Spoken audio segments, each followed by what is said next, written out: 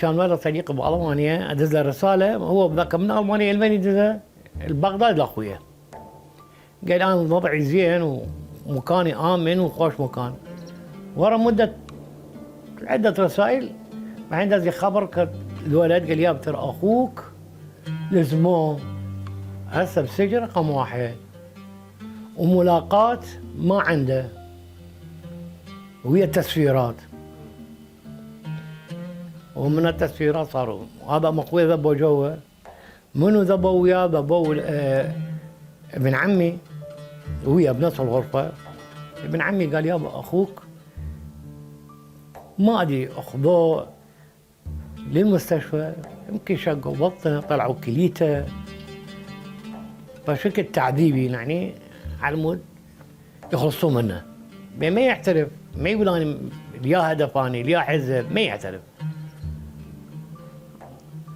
يقول صدق ما شقوا بطنه، هذا قام يحتاج دم. ابن عمي قال يابا انا اعطيت بطل، اصدقاء بالسجن انطوا كل واحد بطل بعد ما عندنا دم. يقول خلي يعدموه يخلصون من عنده وخليه يروح. فانعدم ذاك الوقت.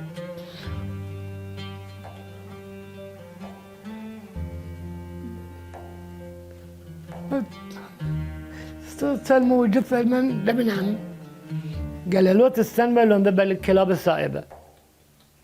ابن عمي قال يابا انا استلمه، لان ابن عمي كان بس اخته تراجع على السجن.